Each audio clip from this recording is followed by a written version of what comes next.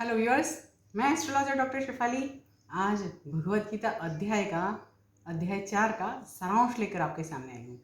मैंने हर दिन भगवत गीता का एक श्लोक जो मैं कर रही हूँ, जो लोग के पास समय नहीं है उन सब के लिए कर रही हूँ कि एक श्लोक ज़रूर से सुन सकते हैं। तो मैं हर दिन का हर एक अध्याय का एक श्लोक रख रही हूँ और उसके बाद जब अध्याय परिपूर्ण होता है तो मैं उसका सारांश रखती हूँ। तो आज जो है चतुर्थ अध्याय का सारांश, क्योंकि मैंने जो पूरा किया है कल ही परसों ही अध्याय 4 का 42 नंबर का श्लोक परिपूर्ण किया था। तो यहाँ पे मैं सारांश बता रही हूँ, आप ध्यान से सुनिए।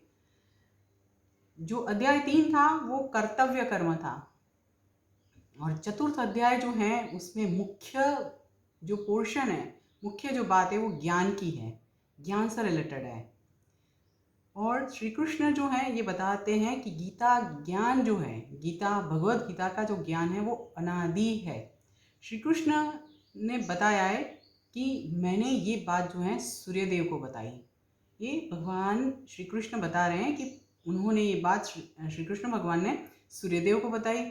सूर्यदेव ने उनके पुत्र मनु को बताई और मनु ने उनके खुद के पुत्र इक्ष्वाकु को बताई। भगवान ने कहा है कि इस तरह से भगवत गीता जो है मैंने बताई है और उसमें नित्य ज्ञान की बात है, खुद के लिए और सबके लिए।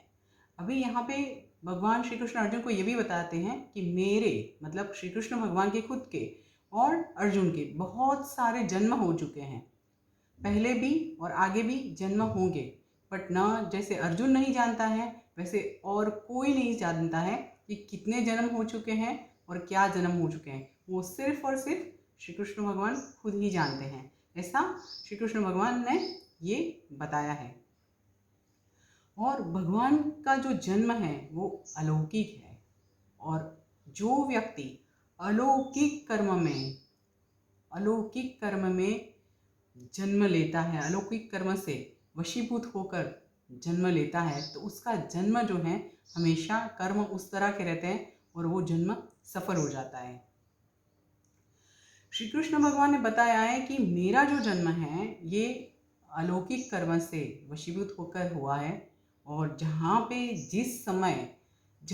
धर्म की हानि होती है, धर्म की रक्षा नहीं होती है, दुष्टों का जब संहार करना होता है, साधुओं की रक्षा करनी होती है और धर्म की पुनः स्थापना करनी होती है, तब तब मैं जन्म लेता हूँ।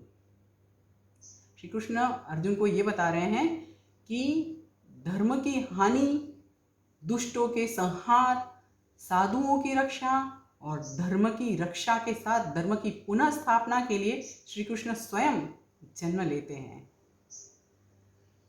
जन्म और कर्म जो व्यक्ति का दिव्य प्रकृति से जुड़ा होता है वो लोग राग और द्वेष से ऊपर होकर श्री कृष्ण भगवान के ऊपर ही अधीन हो जाते हैं। ये श्री कृष्ण खुद बता रहे हैं कि जन्म कर्म जैसी दिव्य प्रकृति को जो लोग जान गए और राग और द्वेष से ऊपर हो गए तो वो मेरे ऊपर यानी कि श्री कृष्ण भगवान के ऊपर अधीन हो जाते हैं। यहाँ पे सामाजिक व्यवस्था जो बनाई है, कर्म और धर्म बनाए हैं, कर्म स्वरूप को जानना बहुत जरूरी है, क्योंकि कर्म जो है, कर्म अकर्म विकर्म, ये सब जानने के बाद व्यक्ति का अशुभ कर्मों से मुक्ति होता है। कर्म अकर्म विकर्म, अभी ये बता रही हूँ मैं कि कर्म जो है, जो कर्म क्या है, कामना के साथ किया गया हुआ कार्य, जो आप सोचते हैं कि कामना के साथ मतलब इसमें आपको फल की इच्छा होती है, तो कामना के साथ जो कार्य करते हैं उसको कर्म बोलते हैं। अकर्म बिना कामना का मतलब कामना का त्याग कर कर जो कार्य किया जाता है वो अकर्म होता है। और विकर्म तो शास्त्र के विरुद्ध जो कर्म करते हैं वो सब कुछ विकर्म है। कर्म भी जो व्यक्ति करता है, वो कर्ता जो होता है उसको अभिमान नहीं होना चाहिए और उसके फल की अगर इच्छा जो होती है उसका त्याग करने वाला ही अकर्म का फल पाता है। जिसको ये ज्ञान हो जाता है वो सब ईर्ष्या से ऊपर हो जाता है। बहुत डिफिकल्ट है, बहुत लोगों को ये बात कठिन भी लग सकती हैं, परंतु ये श्री कृष्ण भगवान अर्जुन को जो बता रहे हैं चौथे अध्याय में, उसका ये सारांश है।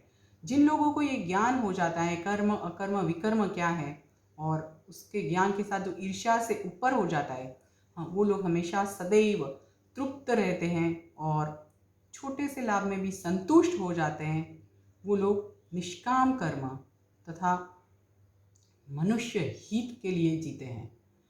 निष्काम कर्म जो करते हैं और मनुष्य हित के लिए जो कर्म बताए वो यज्ञ कर्म बताया है। श्री कृष्ण भगवान ने अलग अलग प्रकार के यज्ञ बताए हैं। एक जो है मैं बता रही हूँ, यहाँ पे जितने यज्ञ बताए हैं वो सब मैं आपको बता रही हूँ। 8 तरह के यज्ञ बताए हैं। एक जो है ब्रह्म यज्ञ, जिसमें सब कुछ ब्रह्ममय दिखता है, कुछ भी नहीं है, सब कुछ ब्रह्ममय। दैव यज्ञ, जो कि हम भगवान को प्रसन्न करने के लिए करते हैं, देवताओं के लिए करते हैं, वो दैव यज्ञ हुआ। संयम यज्ञ, एकांत में जब आप बैठे होते हो और खुद की इंद्रियों को संयम में रखते हो, उसको एकांत में रहने के टाइम पे जो संयम रहता है उसको संयम यज्ञ कहते हैं।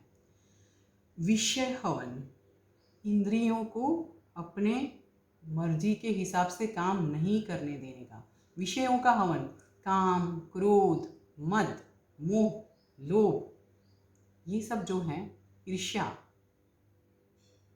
ये सब का जो हवन होता है वो विषय हवन हुआ। समाधि रूप, खुद के ही अंदर में उतर जाना और खुद के ही साथ ब्रह्म को ज्वाइन करना, ब्रह्म को जोड़ना, वो समाधि हवन हुआ।